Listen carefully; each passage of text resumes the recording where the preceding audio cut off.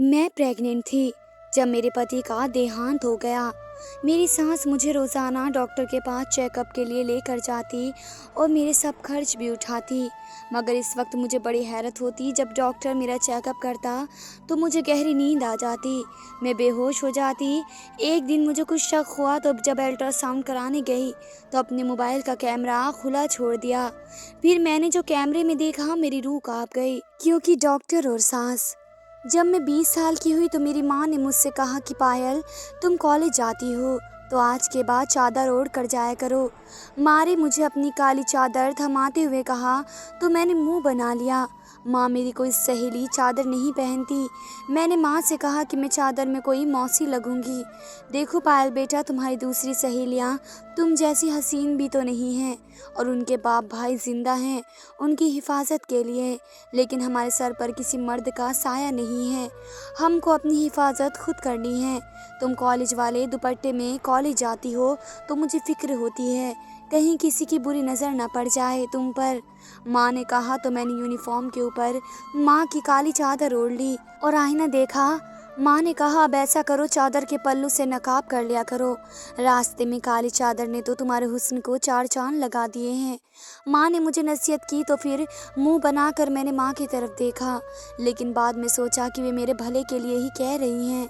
लेकिन हम अपनी जितनी चाहे हिफाजत कर लें, जो किस्मत में लिखा होता है वे होकर ही रहता है। ऐसे ही एक दिन कॉलेज जाते वक्त एक बड़ी सी गाड़ी मेरे सामने से गुजरी और बारिश की वजह से पानी जो जमा था वे टायर की वजह से मेरी यूनिफॉर्म में लग गया। मैंने उठाकर एक पत्थर जल्दी में गाड़ी को मारा।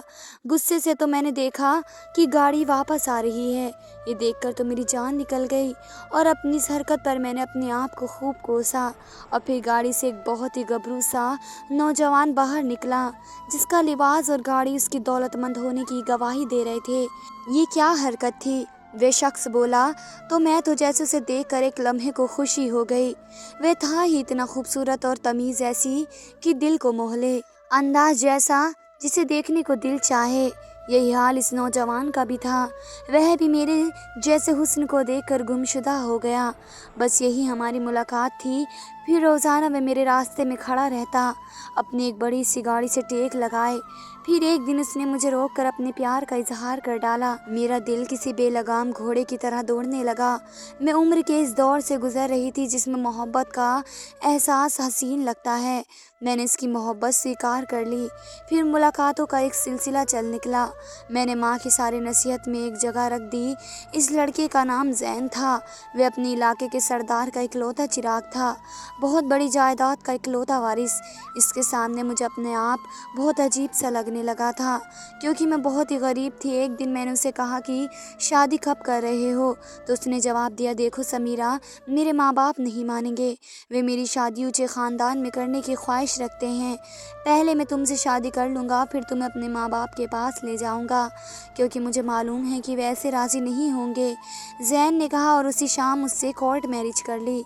मैं तो जैसे हवाओं में थी। फिर 1 महीने मैंने उसके साथ में गुजारा। वे ज़िंदगी के यादगार दिन थे। फिर मुझे खुशखबरी मिल गई कि मैं प्रेग्नेंट हो गई हूँ, तो मैंने जैन को बता दिया। वह भी बहुत खुश हुआ और पहले मेरी माँ के पास आया मेरा हाथ मांगने के लिए। माँ ने इनकार किया कि हम गरीब लोग हैं। फिर मजबूरन सारी सच्चाई मुझे माँ को बतानी पड़ी तो माँ परेशान हो गई। ये क्या किया तुमने समीरा, कैसे यकीन कर लिया तुमने एक सरदार के बेटे पर? माँ ने कहा तो मैंने माँ को समझाया कि जैन मुझे बहुत प्यार करता है और मुझे अपने माँ बाप से मिलवाने हवेली लेकर जाना चाहता है। अपना वादा पूरा करने के लिए जैन मुझे अपनी हवेली ले गया तो मुझे देखकर इसके माँ बाप ने जैन पर बहुत गुस्सा किया और कहा कि अगर इसको तुमने तलाक नहीं दी तो तुम्हें तमाम जायदाद से बेदखल कर देंगे। जैन परेशान हो गया, मुझे वापस शहर लेकर आया और मुझे वहाँ एक फ्लैट में रखा था कि वह मरते दम तक मेरा साथ देगा, लेकिन मैं परेशान थी। फिर एक दिन जैन घर पर नहीं था तो कुछ लोग दरवाज़ा तोड़कर मेरे फ्लैट में दाखिल हुए और मुझे बेहोश करके अगवा कर लिया।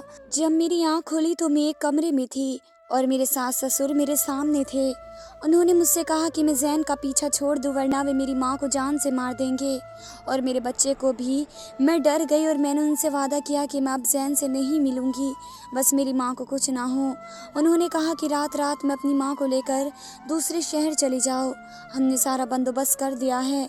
मैंने सोचा कि अभी अपनी माँ और अपने बच्चों की जान बचाने के लिए चली जाती हूँ, फिर ज़ैन से बात करूँगी, बल्कि वे मुझे खुद ढूंढते हुए यहाँ आ जाएगा। हम माँ बेटी को रात रात गायब करवा दिया गया और दूसरे शहर में हमें एक छोटा सा घर दिया गया रहने के लिए और कुछ पैसे भी। मैं बहुत उदास थी, मुझे ज़ैन की याद आती थी, पता नहीं वे किस हाल में होगा। 1 महीना गुजर गया, मेरी ज़ैन से कोई बात नहीं हुई। फिर एक दिन मुझे किसी अनहोनी का एहसास हुआ, मेरा दिल बेचैन था। मैंने माँ से कहा कि मुझे डर है कि ज़ैन के माँ बाप कहीं हमें मार न दे और मेरे बच्चे को भी मारने की कोशिश करेंगे, क्योंकि इस वजह से ज़ैन मुझे तलाश करेगा। हम माँ बेटी ने इस डर से कि कहीं सरदार लोग मेरे बच्चे को जान से ना मार दें, अपना बोरिया बिस्तर समेटा और रातों रात वहाँ से चल पड़े। हम वापस अपने शहर आ गए, लेकिन एक नई जगह पर, क्योंकि यह हमारा शहर था और हम इस माहौल से वाकिफ़ थे, यहाँ की गलियों, बाज़ारों और अस्पतालों से वाकिफ़ थे। एक दिन सोशल मीडिया पर खबर आई जिसे देखकर मेरे पैरों तले ज़मीन सिरक गई। ये खबर ज़ैन की मौत की खबर थी कि सरदार का इकलौता बेटा ज़ैन एक कार हादसे में जान खो चुका है। मेरी तो जैसे दुनिया ही लुट गई। मैं सोच रही थी ज़ैन से बात करने का, लेकिन कुछ मौत ने मौका ही नहीं दिया। मैं विधवा हो गई थी और मेरा बच्चा दुनिया में आने से पहले ही यतीम हो गया था। न जाने कैसे मैं अपने आप को संभालती, क्योंकि मुझे ज़ैन की इस निशानी को सलामती से इस दुनिया में लाना था।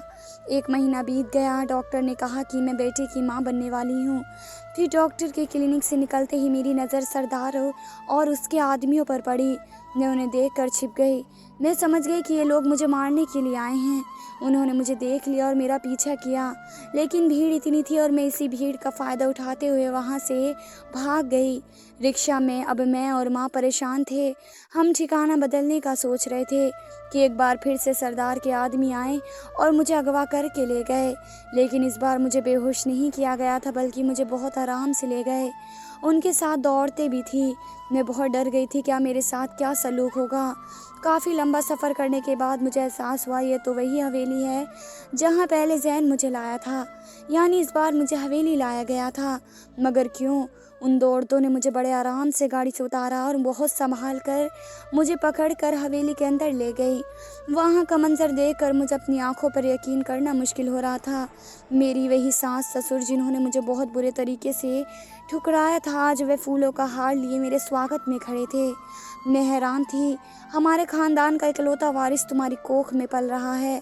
हमारा बेटा तो नहीं रहा, लेकिन फिर हमें याद आया कि ज़ैन ने तुमसे शादी की थी और तुम्हारे पेट में इसका बच्चा था।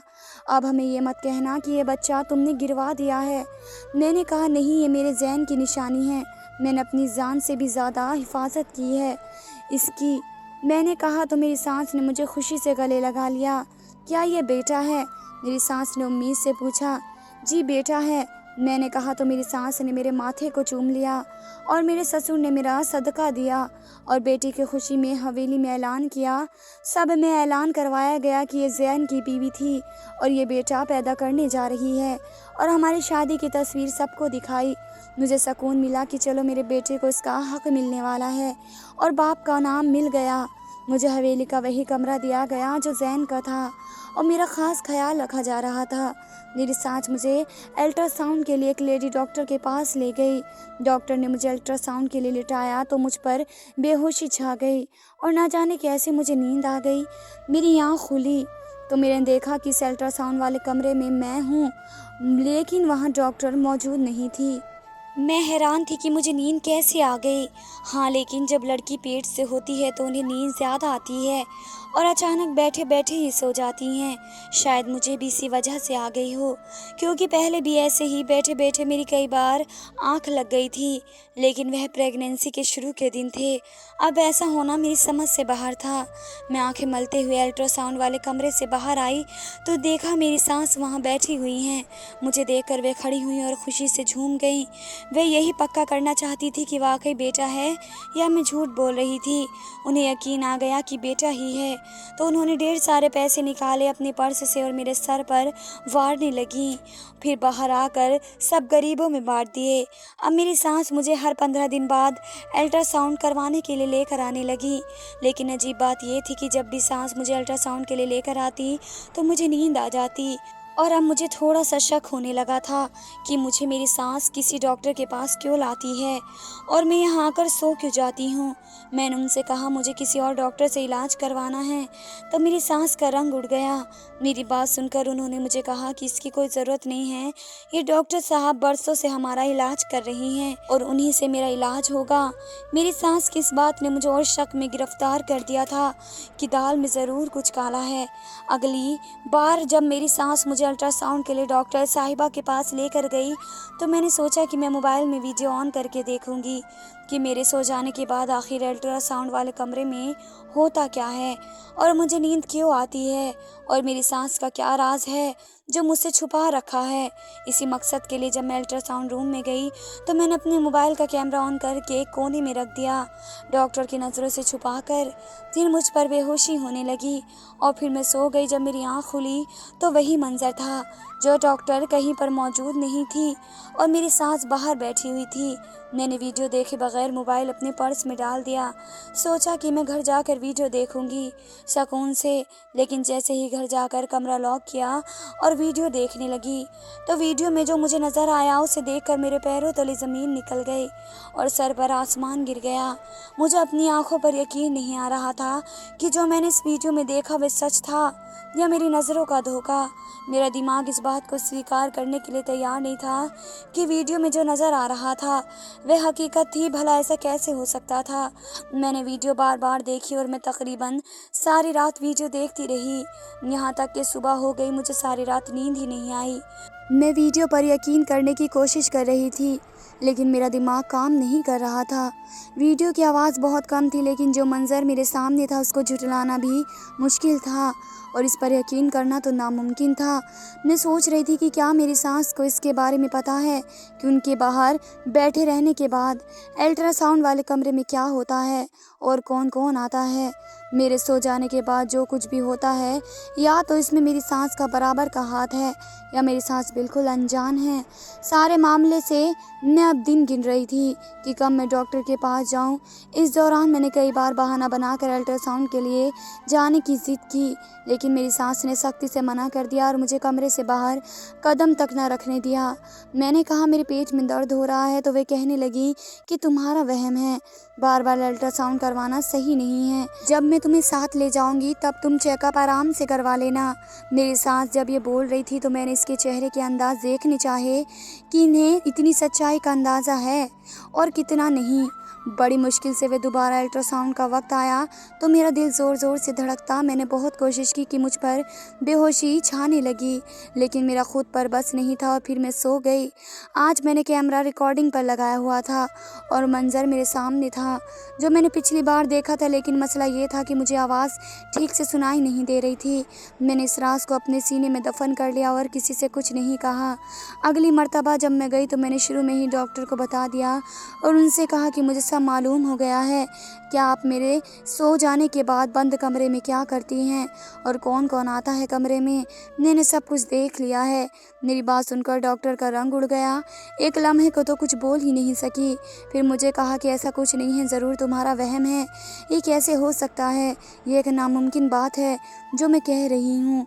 जब डॉक्टर साफ मुकर गई तो मैंने अपना मोबाइल उठाया और सारी वीडियो उन्हें दिखाई। वीडियो देखकर डॉक्टर तो जैसे होश खो बैठी थी। उन्होंने कुछ बोलने के लिए होठ खोले तो सांस अंदर आ गई। मेरी सांस को देखकर डॉक्टर कुछ बोल न सके और उन्होंने आंखों के इशारे से मुझे भी खामोश रहने का कहा। इस दिन मुझे नींद नहीं आई। नींद क्यों आती थी ये वजह भी मैं जान गई थी। मुझे नींद आती नहीं थी बल्कि मुझे जानबूझकर सुलाया जाता था। इंजेक्शन के जरिए मुझसे कहा जाता था कि वे इंजेक्शन हर 15 दिन बाद लगना ज़रूरी है। आज मैंने इंजेक्शन नहीं लगवाया तो आज मुझे नींद नहीं आई, लेकिन मेरी नज़रें वहाँ किसी को तलाश करने लगी जिसको देखने के लिए मैंने इतने दिन एक एक पल गिन गिन कर गुजारे थे। मेरी सांस के जाने के बाद डॉक्टर ने बस इतना कहा, इस बात का जिक्र अपनी सांस से ना करना, बल्कि इस बात का जिक्र किसी से भी ना करना। ورنہ انجام بہت برا ہوگا، تمہاری جان بھی جا سکتی ہے۔ ڈاکٹر کی آواز سن کر میں حیران ہو گئی کہ میری جان کیوں جائے گی؟ میری جان کی تو اتنی حفاظت کی جا رہی تھی۔ حویلی میں میری ساس نے مجھے ہاتھوں کا پھول بنا کر رکھا ہوا تھا اپنے پوتے کے لیے، تو پھر کوئی مجھے نقصان کیوں پہنچائے گا؟ میں یہ سارے سوال اب ڈاکٹر سے کرنے والی تھی، لیکن مجھے موقع نہیں ملا اور ہم حویلی واپس آ گئے۔ میں سوچ رہی تھی کہ جس مقصد کے لیے میں ڈاکٹر کے پاس گئی تھی وہ مقصد پورا نہ ہو سکا۔ اگلی تاریخ میری ڈیلیوری کی تھی۔ مجھے درد شروع ہو گیا تو مجھ کو اسپتال داخل کروایا گیا۔ ڈاکٹر صاحب نے کہا کہ میرا آپریشن ہوگا۔ انہوں نے فوراً آپریشن کی تیاریاں شروع کر دی۔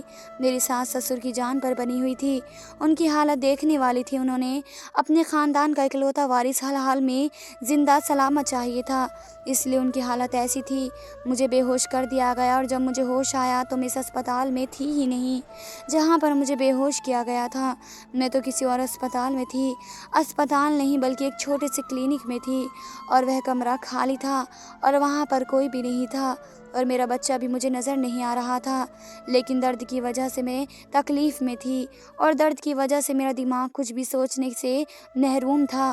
اس وقت تھوڑی دیر بعد کوئی اندر داخل ہوا تو اسے دیکھ کر میری جان میں جان آئی، یعنی کہ میری آنکھوں دیکھا سچ ہی نکلا۔ میری آنکھوں نے جو منظر دیکھا تھا وہ دھوکہ نہیں تھا بلکہ وہ حقیقت تھی۔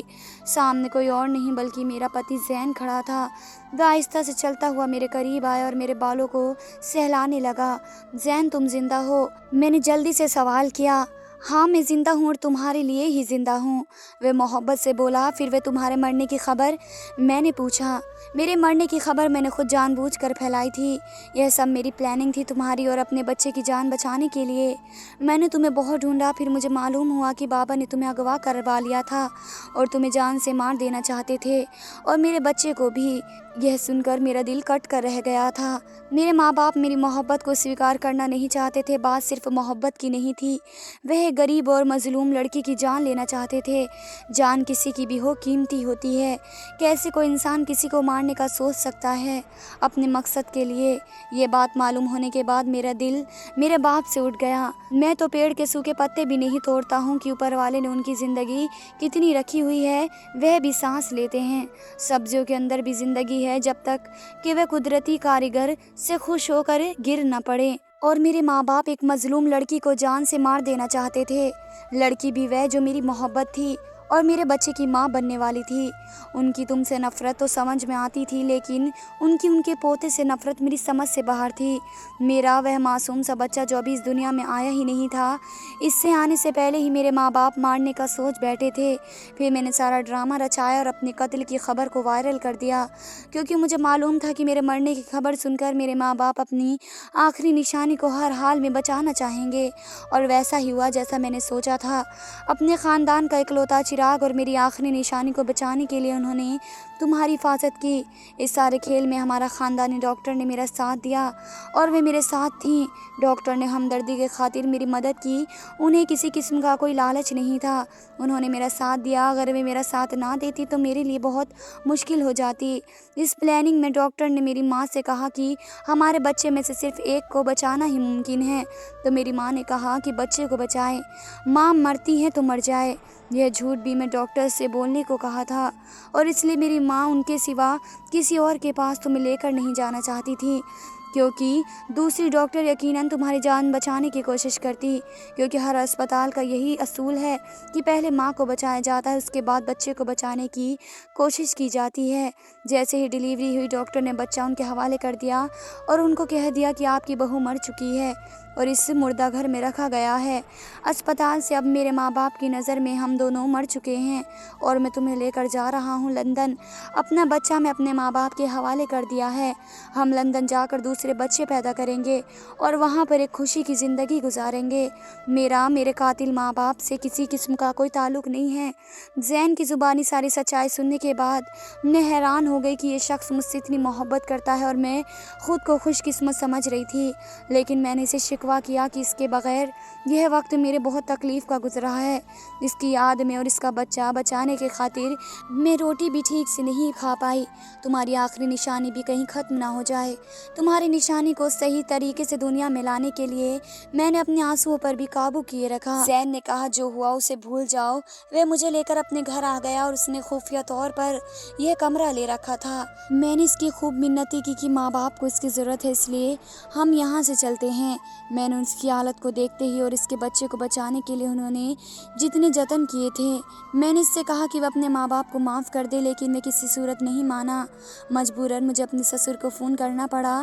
زین سے چھپا کر میں نے فون کرا، میرے سسر کو بتایا کہ زین زندہ ہے، اس نے یہ ساری پلاننگ کی تھی اور وہ مجھے لندن لے کر جانا چاہ رہے ہیں، لیکن میں آپ سے آپ کی اولاد کو جدا نہیں کرنا چاہتی ہوں، اس لیے آپ کو بتا رہی ہوں آپ لوگ یہاں آ جائیں، زین سے معافی مانگ لیں، اس کو راضی کریں۔